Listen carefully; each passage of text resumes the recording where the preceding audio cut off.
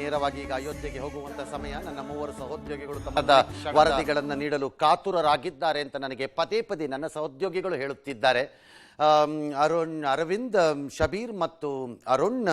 ಅದರಲ್ಲಿ ನಮ್ಮ ಶಬೀರ್ ಜೊತೆ ಒಬ್ಬರು ವಿಶೇಷ ಅತಿಥಿಯಾಗಿ ಅವರ ಜೊತೆ ಸೇರಿಕೊಂಡಿದ್ದಾರೆ ಅಂತ ಹೇಳ್ತಿದ್ದಾರೆ. ತೋರಿಸಿ ಒಮ್ಮೆ ಅವರ ಮುಖವನ್ನ ನೋಡೋಣ. ಓ ನಮಸ್ಕಾರ. ನಮಸ್ತೆ ಸರ್. ಏನ್ ಸರ್ ನಮ್ಮನ್ನೆಲ್ಲ ಬಿಟ್ಟು ನೀವು ಹೋಗ್ಬಿಟ್ರಿ? ನೋಡಿ, ಒಂದು ಯಾವುದೋ ಜನ್ಮದ ಪುಣ್ಯ ಅನ್ಸುತ್ತೆ, ಇಂಥದ್ದೊಂದು ಅವಕಾಶ ಸಿಕ್ಕಿದೆ. ಸೊ ಈಗಷ್ಟೇ ಆಂಜನೇಯನ ದರ್ಶನ ಮಾಡ್ಕೊಂಡು ಕೆಳಗಡೆ ಬಂದಿದ್ದೀವಿ. ನಾಳೆ ರಾಮನ ದರ್ಶನ ಆಗುತ್ತೆ. ನಿಮಗಿಂತ ಸೂಕ್ತವಾದ ಇನ್ನೊಬ್ಬ ವ್ಯಕ್ತಿ ನನಗೆ ಇವತ್ತು ಅಯೋಧ್ಯೆಯಲ್ಲಿ ಕೊನೆಯ ದಿನ ಸಿಕ್ತಿರ್ಲಿಲ್ಲ ಅನ್ಸತ್ತೆ ರಿಷಬ್. ಇದನ್ನು ನಾನು ಭಾಳ ಆತ್ಮೀಯತೆಯಿಂದನೂ ಹೇಳಬಲ್ಲೆ ಮತ್ತು ನಂಬಿಕೆಯಿಂದ ಹೇಳ್ತೀನಿ. ನಿಮಗಿಂತ ಸೂಕ್ತ ವ್ಯಕ್ತಿ ಯಾಕೆ ಅಂದರೆ, ಚಿತ್ರದಲ್ಲಿ ಅಷ್ಟೇ ಅಲ್ಲ, ದೈವತ್ವ ಮತ್ತು ದೈವ ನಂಬಿಕೆ ಜೀವನದಲ್ಲೂ ಅದನ್ನು ಅಳವಡಿಸಿಕೊಂಡ ನಿಮಗೆ ಅಲ್ಲಾಗ್ತಿರೋ ಅನುಭವ ಏನು? ಅದ್ಭುತ ಸರ್, ಅದ್ಭುತ. ಅಂದರೆ ನಾನು ಯಾವತ್ತೂ ಕನಸು ಮನಸ್ಸಲ್ಲೂ ಅಂದ್ಕೊಂಡಿರಲಿಲ್ಲ ಇಂಥದ್ದೊಂದು ಅವಕಾಶ ಸಿಗತ್ತೆ. ಚಿಕ್ಕ ವಯಸ್ಸಿನ ನಾವು ನಮ್ಮ ಮನೆಗಳಲ್ಲಿ ರಾಮನ ಭಜನೆ ಮಾಡ್ತಾ ಇದ್ವಿ. ನಮ್ಮಲ್ಲಿ 24 ಗಂಟೆ, ಒಂದು ಹಗಲು ಒಂದು ರಾತ್ರಿ ಅಖಂಡ ಭಜನೆಗಳು ಕೂಡ ಆಗ್ತಾ ಇತ್ತು. ಚಿಕ್ಕ ವಯಸ್ಸಿಂದ ನಾವು ಆ ಭಜನೆಗಳಲ್ಲಿ ತೊಡ್ಕೊಂಡೇ ಬಂದಂಥವ್ರು. ಸೊ ಹಾಗಾಗಿ ನನ್ನ ಜೀವನದಲ್ಲಿ ಒಂದು ಕಾಂತಾರ ಆದಮೇಲೆ ಇಂಥದ್ದೊಂದು ಅವಕಾಶ ಸಿಗುತ್ತೆ ನನಗೆ ಅಯೋಧ್ಯೆಗೆ ಬರುವಂಥದ್ದು, ಇಂಥ ಸಂದರ್ಭದಲ್ಲಿ ಬರುವಂಥದ್ದು ಅಂತ ನಾನು ಯಾವತ್ತೂ ಅಂದ್ಕೊಂಡಿರಲಿಲ್ಲ. ಹಾಗೆ ತುಂಬ ಋಣಿಯಾಗಿದ್ದೀನಿ ಎಲ್ಲರಿಗೂ. ನೋಡಿ, ಆಹ್ವಾನವಿದ್ದರೂ ನಾನು ಇಲ್ಲಿಂದನೇ ನಿಮ್ಮನ್ನು ಮಾತನಾಡಿಸಬೇಕಾದ ಸ್ಥಿತಿ ನನ್ನದು. ಆಹ್ವಾನ ನನಗಿದ್ದರೂ, ನನಗೊಂದು ಆಹ್ವಾನ ಪಾಪ ಕೊಟ್ಟಿದ್ದಾರೆ, ಆದರೂ ನಾನು ಇಲ್ಲಿ ನಿಂತ್ಕೊಂಡಿದ್ದೀನಿ. ಆದರೆ ಆಹ್ವಾನ ಸ್ವೀಕಾರ ಮಾಡಿದ ನೀವು ಮಾತ್ರ ಅಲ್ಲಿದ್ದೀರಿ. ನಿಮ್ಮ ಪರವಾಗಿ ದರ್ಶನ ಮಾಡ್ಕೊಂಡು ಬರ್ತೀವಿ ಸರ್. ನನಗೆ ಅದ್ರ ಬೇಸರನೇ ಇಲ್ಲ. ನನಗೆ ಯಾವುದು ಬೇಸರನೂ ಇಲ್ಲ, ನಮ್ಗೆ ನಂಬಿಕೆ ಇದೆ. ಆ ಊರು ಏನನ್ಸತ್ತೆ ಈಗ? ಸಮ್ ಪ್ಲೇಸಸ್, ಈಗ ನೀವು ಕಂಬಳಕ್ಕೆ ಅಥವಾ ನೀವು ಈ ದೈವದ್ದು ಕೋಲಗಳು ಇದಕ್ಕೆಲ್ಲ ಹೋದಾಗ, ಆ ಜಾಗದಲ್ಲಿ ಹೋದಾಗ ಒಂದು ಸ್ಪಿರಿಟ್ ಬರುತ್ತೆ ನಮಗೆ. ಎಲ್ಲ ಕಡೆನೂ ಬರಲಿಕ್ಕಿಲ್ಲ. ನಮಗೆ ಕೆಲವು ಜಾಗಗಳು ಕೆಲವು ಸ್ಪಿರಿಟನ್ನು ತರುತ್ತೆ. ಕೆಲವು ಪಾತ್ರಗಳು ಕೆಲವು ನಮಗೆ ಸ್ಪಿರಿಟನ್ನು ಹೇಗೆ ತರುತ್ತೋ ಹಾಗೆ ಜಾಗಗಳು ತರುತ್ತವೆ. ಏನನ್ಸುತ್ತೆ ಅಲ್ಲಿ? ವಾಟ್ ಡು ಯು ಫೀಲ್ ಆ ಜಾಗದಲ್ಲಿ?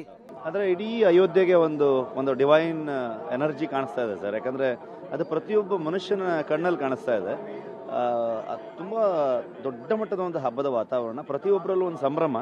ಸೊ ಹಾಗಾಗಿ ಜನರ ಒಂದು ಎಕ್ಸ್ಪೆಕ್ಟೇಷನ್ನು, ಇಷ್ಟು ವರ್ಷದ ಒಂದು ಕಾದಂಥ ಒಂದು ಯೋಚನೆ ಇತ್ತಲ್ಲ ಅವ್ರದ್ದು. ಸೊ ಅದಕ್ಕೆ ಇವತ್ತೊಂದು ಬೇರೆನೇ ರೂಪ ಸಿಗ್ತಾ ಇದೆ. ಅದರಿಂದಾಗಿ ಪ್ರತಿಯೊಬ್ಬ ಮನುಷ್ಯನಲ್ಲೂ ಕೂಡ ಇಲ್ಲಿ ಕಾಣಿಸ್ಕೊಳ್ಳುವಂಥ ಪ್ರತಿಯೊಬ್ಬ ಮನುಷ್ಯನಲ್ಲೂ ಆ ಒಂದು ದೈವತ್ವ ಇದೆ, ಒಂದು ಡಿವೈನ್ ಫೀಲ್ ಇದೆ. ಸೊ ಎಲ್ಲರಲ್ಲೂ ಆ ಒಂದು ಎನರ್ಜಿ ಕಾಣಿಸ್ತಾ ಇದೆ ಸರ್. ಇಡೀ ಅಯೋಧ್ಯೆ ಒಂದು ಶಕ್ತಿಯಿಂದ, ಎನರ್ಜಿಯಿಂದ ತುಂಬಿಕೊಂಡಿದೆ ಅಂತ ಅನಿಸ್ತಾ ಇದೆ ನಂಗೆ ನೋಡಿದಾಗ. ಕೆಲವೊಮ್ಮೆ ಕೆಲವು ಪದಾರ್ಥಗಳು ತಡವಾಗಿ ಸಿಕ್ಕಾಗ ಅದು ಬಹು ಸಿಹಿಯಂತೆ, ಬಹು ಸುಲಭವಾಗಿ ಸಿಕ್ಕಿಬಿಟ್ಟರೆ ಅದಕ್ಕೆ ಬೆಲೆ ಇರುವುದಿಲ್ಲವಂತೆ. ಹಾಗಾಗಿ 500 ವರ್ಷ ಕಾದಿದ್ದಿದೆಯಲ್ಲ, ಅದು ಇನ್ನಷ್ಟು ಸಿಹಿಯಾಗಿ ಕಾಣಿಸ್ತಿರ್ಬೇಕು ನಿಮಗೆ. ಖಂಡಿತ ಖಂಡಿತ ಸರ್, ಖಂಡಿತ ಪ್ರತಿಯೊಬ್ಬರಲ್ಲೂ ಕಾಣಿಸ್ತಾ ಇದೆ ಆ ವಿಚಾರ. ನಿಮಗೆ ನಿಮ್ಮ ಶ್ರೀಮತಿಯವರಿಗೂ ನನ್ನ ನಮಸ್ಕಾರವನ್ನು ತಿಳಿಸಿ ಅವರಿಗೆ ನಮಸ್ಕಾರವನ್ನ. ನಮಸ್ಕಾರ, ಇಬ್ಬರಿಗೂ ನಮಸ್ಕಾರ.